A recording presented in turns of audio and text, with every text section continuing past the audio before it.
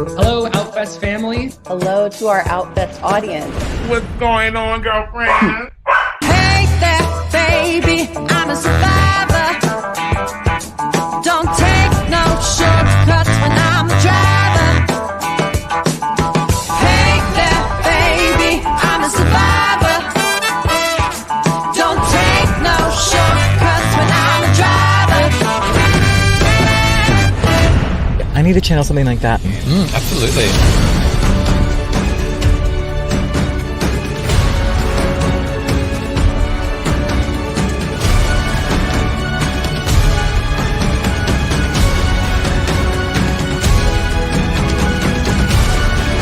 Thank you for watching our digital festival.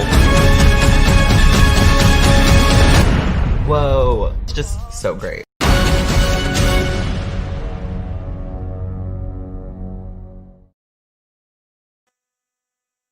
Hello, Outfest. Welcome to our live Q&A for Shiva Baby, our U.S. centerpiece film for this year's film festival. I'm so excited that we're going to be joined by the people behind this film. It's one of my absolute favorites of the year.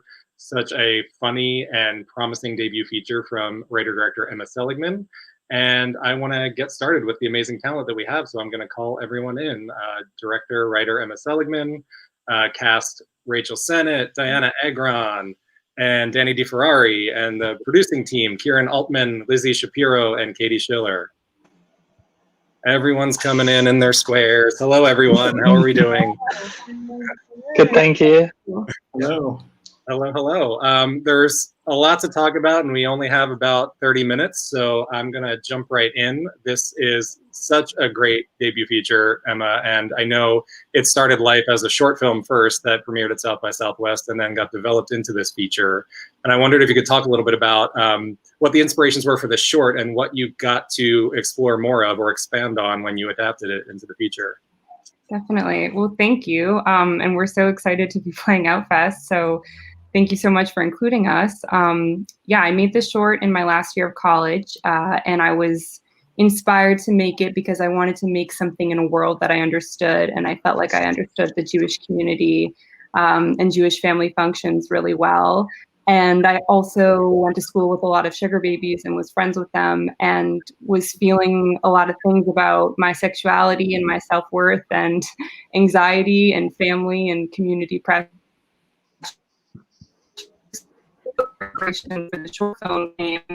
And then what I feel like I got to expand in the feature is first and foremost Danielle's sexuality. I always wanted the character of Maya, played by Molly Gordon, in the short, but there wasn't enough time. And for me, even in the short, Danielle was bisexual, but I just didn't get to explore that. So that felt like something that I could definitely explore in the future and highlight, another reason why Danielle feels out of her community and sort of isolated and ostracized a little bit, and also to give another character that represents all the like perfect, nice Jewish girl things that Danielle isn't.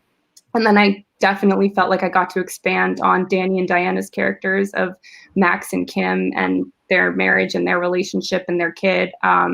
So that goes without saying. But those were the biggest things that I felt like I got to explore with the feature adaptation. Yeah, and I love it. Big props for the bisexual representation, which we definitely don't see enough of in the feature world. And Rachel, I wanted to ask you if your conception of this character changed between, because you are kind of the connective tissue between the short and the feature. You play Danielle in both. And I just wondered, did your conception of this character change from short to feature in any way? I think that it kind of like deepened a little. Like I feel like the time between, like, I feel so lucky to have met Emma when I auditioned for the short and work with her and become friends. And I feel like when she was working on writing the feature, we talked about the character so much that I feel like I think it just more things were added to it in the same way that like storylines and other characters were added to the short. Like I felt like there was more to like live in and breathe in. And I feel like it just kind of happened naturally as I was like listening to Emma like work through different drafts of the feature. Very cool. Very cool. I wanted to kind of open this up to both production and cast because I imagine there's a lot of challenges that go into making a film that is basically in real time in one location with a cast all crowded up against each other. And anybody can chime in with this, but what unique challenges does that kind of a film set present? Emma, I'm going to start with you, and you can toss it off there. Sure. I have something to say. I mean, I think Katie, Karen, and Lizzie can definitely speak more to this, but I will probably say, like, you know, having our incredible, wonderful cast members that are super talented, busy people means that we had to really fake a lot of togetherness and sort of cheat when someone's looking at someone across the room, or even when someone's talking to someone else, and film one portion at one point and then film the next portion like 3 weeks later. And we really worked really closely with our incredible DP, Maria Rusci, and also our AD Gerardo to just figure out ways to even like switch the angle a little bit so that we could like not see Maya in that room, even though she's supposed to be in that room. So I think that was the biggest limitation of one location in one day, but I'll let you guys also add to that. I'll also add to that we made the sacrifice to not have a script supervisor. So Katie was also script supervising as we were trying to figure out this crazy continuity. But I'd also say just a general challenge was, you know, fitting so much into a single day to shoot. And we had a baby on set for just a lot of days, so many days of a baby on set. And that baby did not stop crying. So it was really a group effort on set to get the baby to stop crying and do the scenes and be quiet during other scenes. But I will also say, logistically wise, it's just hard to keep a house at a comfortable temperature in New York City in the middle of August. I think yesterday was our 1 year anniversary of wrapping principal photography, and if anyone's been in New York in an August, they know how hot it is. So just from a comfort standpoint, that was a big logistical thing. And I think just being them all together in the space, though, was really helpful to the energy of the film, and that it really felt like a Shiva. You know, there were many of us there all gathered together. It was hot, as Kieran said, and the space really became our home, and we were very familiar with it. And I imagine that was kind of helpful to our whole team and the cast, kind of sharing this space for a very long time. I mean, Kieran and myself practically lived at the location as well. So I think it was kind of helpful to telling this very intimate story. Yeah, and I want to ask maybe Danny and Dianna as well, from the acting perspective on this. I mean, it's such close quarters, and Dianna, you're holding a crying baby for a lot of your scenes, and there's a lot of tension between the two of you and between both of you and Rachel's character. And I'm just, is this just the magic of acting, or does that setting and that experience shooting help that performance in any way? I'm going to start with Dianna. The crying baby was, I've never had more, the baby's name was Edgar. I've never had more anxiety than I had because, you know, most of the takes he was sobbing over, and, you know, that only really was going to work for the end of the piece. And we were singing songs. I was like refusing to give him up because I just thought, like, you know, if we just keep at this. And on the last day, we found a song that he loved. And it just was one of those things. Is like, of course, on the last day, and so the whole casting crew were just softly singing "The Wheels on the Bus" to Edgar, and Edgar's tears were drying. And finally, he could just like come into this moment. And there's a scene in the kitchen where he really was so focused and kind of had to be. It was this pivotal moment, and we found it in the end. So just never stop trying, and finally you'll find it. Yeah, it was pretty nerve-wracking. I thought the baby crying was actually really helpful for the dynamic between Diana's character and I. I think it added that sort of lived-in tension that I thought was really helpful. I was just like, this is perfect. So I'm just going to sit with it. I'm going to sit with this stress and this tension. So it was actually really helpful, even though I had a bit of a headache. And you weren't carrying him the whole time. What's that? And you weren't carrying him the whole time. No, it's true. It's true.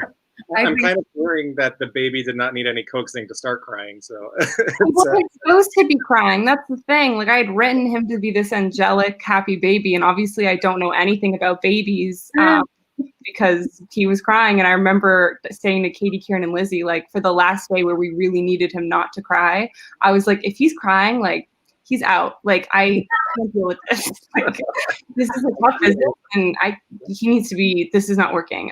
But then Dianna and Danny were like the baby whisperers, and Dianna just shared that story, but they got him to stop crying, and thankfully we have him in those pivotal moments where he isn't crying. But yeah, I just and just an extra little Easter egg. The reason we're using he/him pronouns for Edgar is because Edgar was in drag to play Rose in the film. So that's just an extra little Easter egg for Outfest being an LGBTQ festival.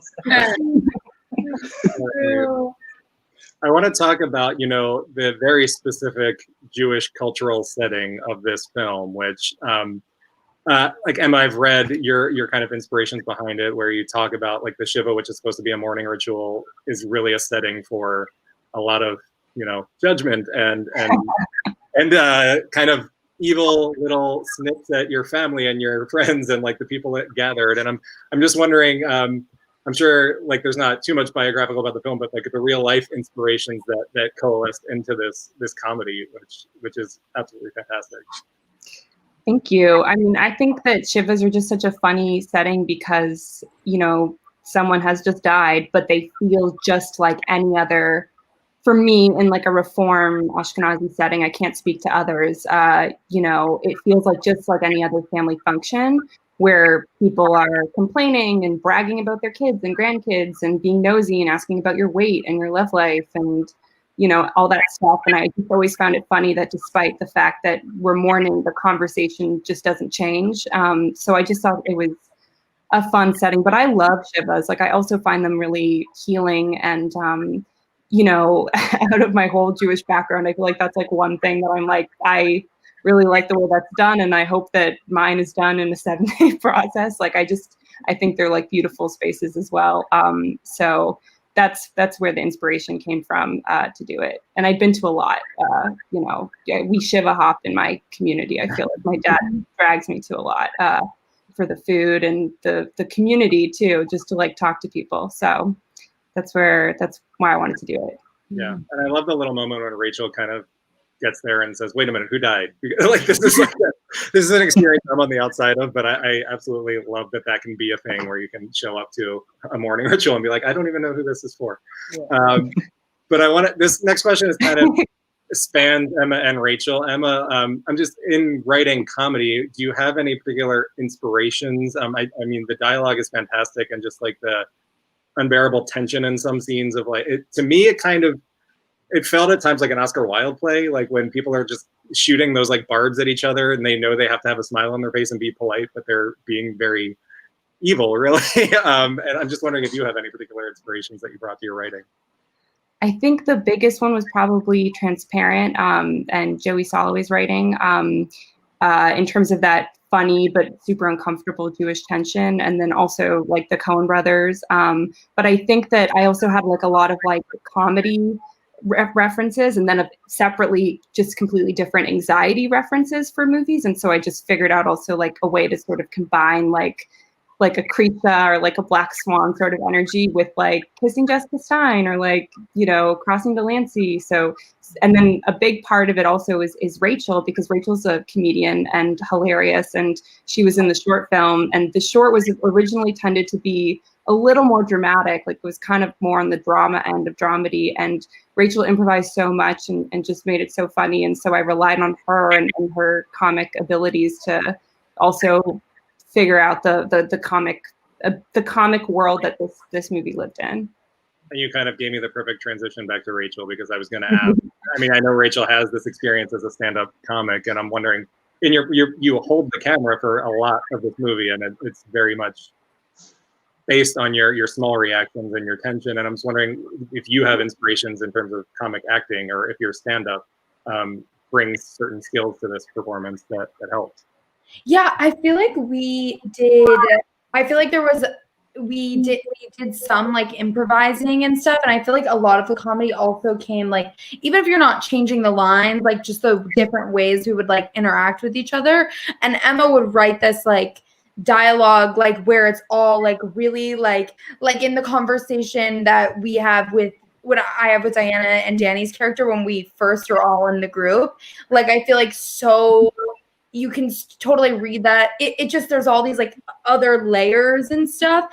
And so I feel like sometimes for improvs or comedy, it would be like something that the character wanted to say, like coming out a little.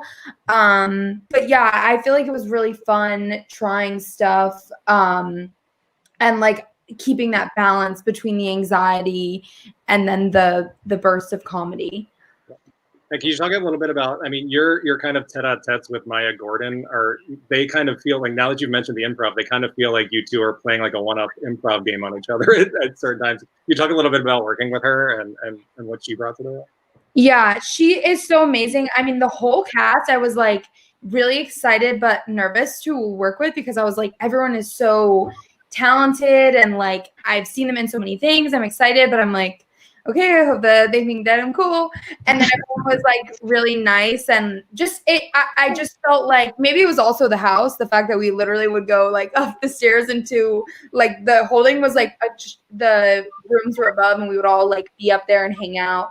But yeah, she is so funny and talented, and like definitely it feels like sometimes Emma would whisper us like right before, like, try this or you're trying to do that, and then you wouldn't really know what the other person is like, what I wouldn't know what Molly was gonna bring in.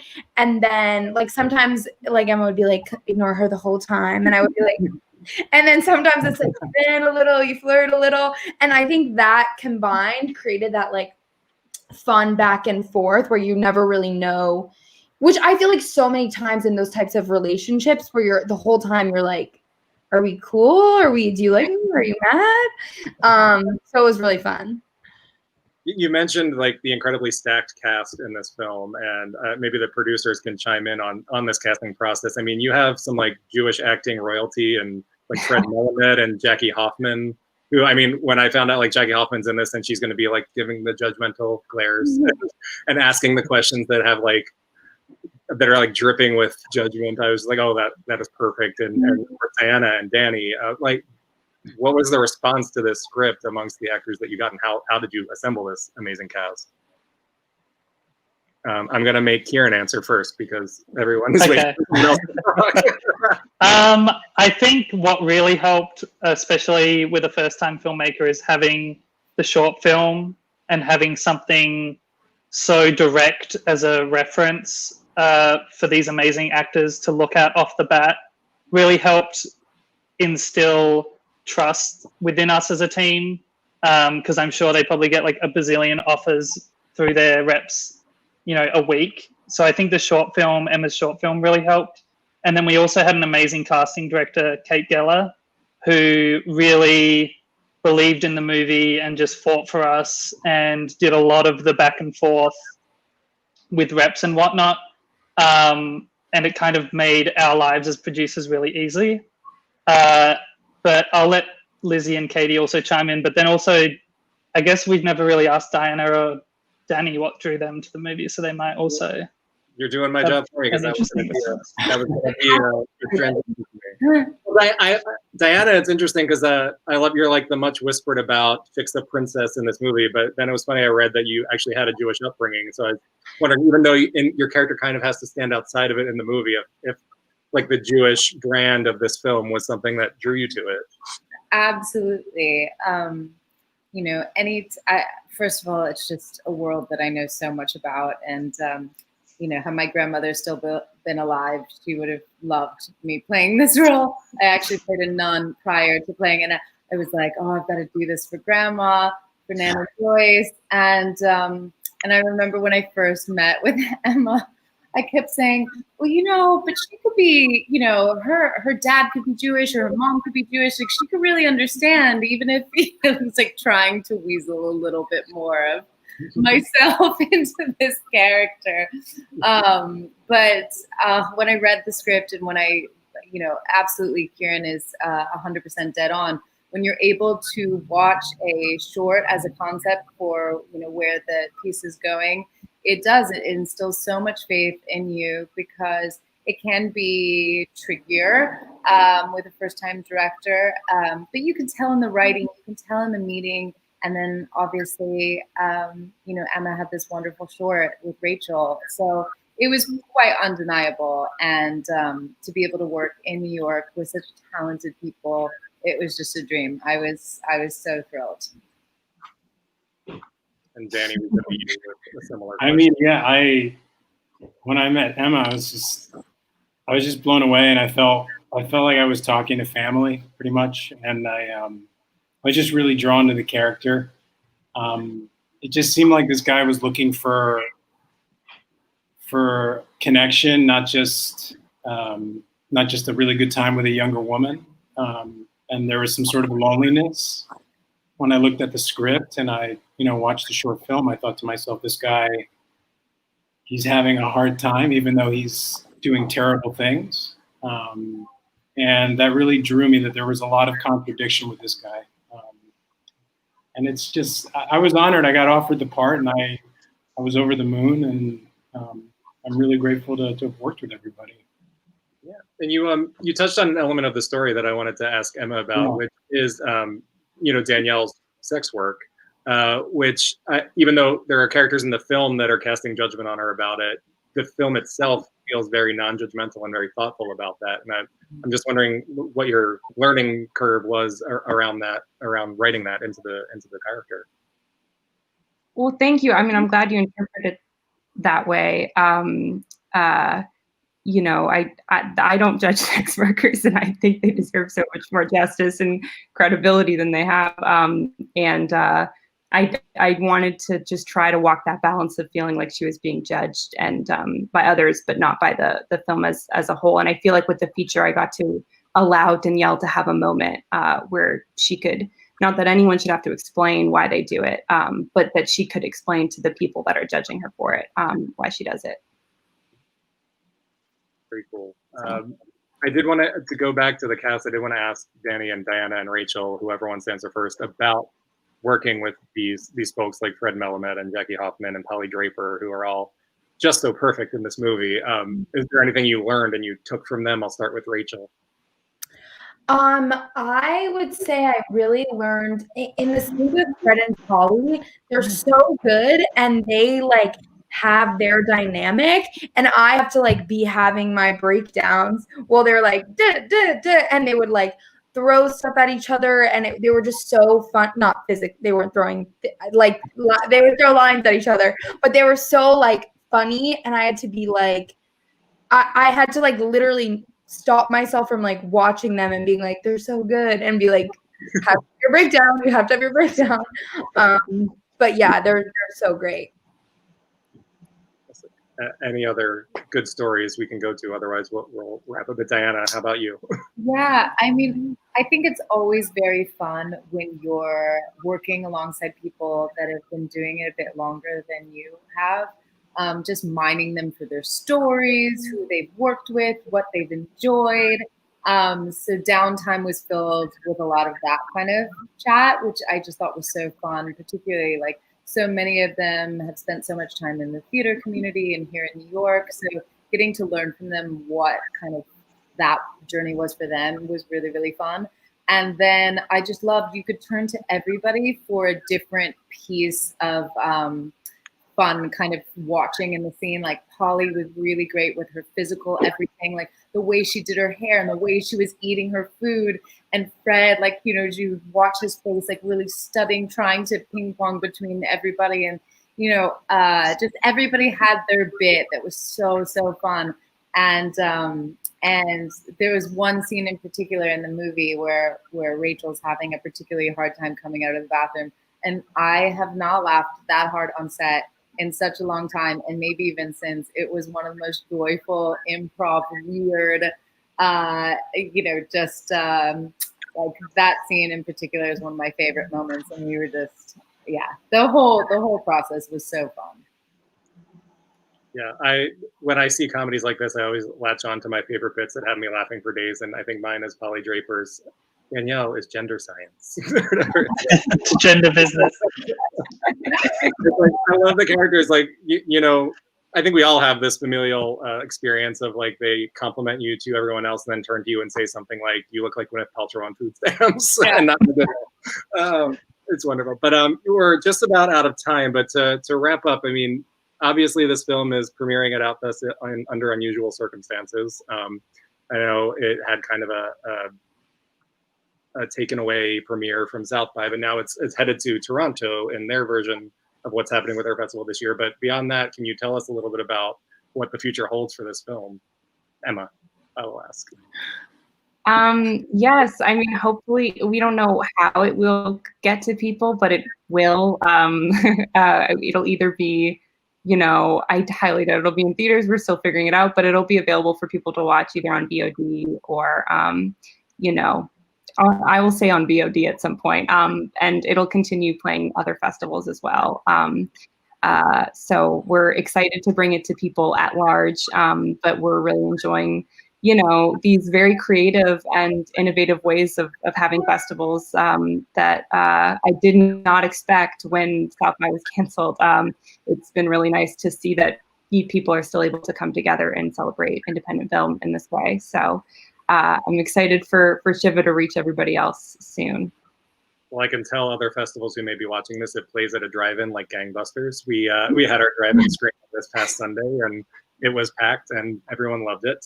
So thank you all so much for allowing us to share the film with our audience and for joining us tonight. This was absolutely wonderful and fun. Thank you to the Outfest audience for watching and continuing to support outfest.org. If you haven't yet gotten your all-access digital pass to the festival, please do, and continue to watch. Thank you so much. Bye-bye. Thank you for having us. Thank you so much. Thank you, Mike. Bye, everybody. It was nice to see you. It's good to see you all. Yeah.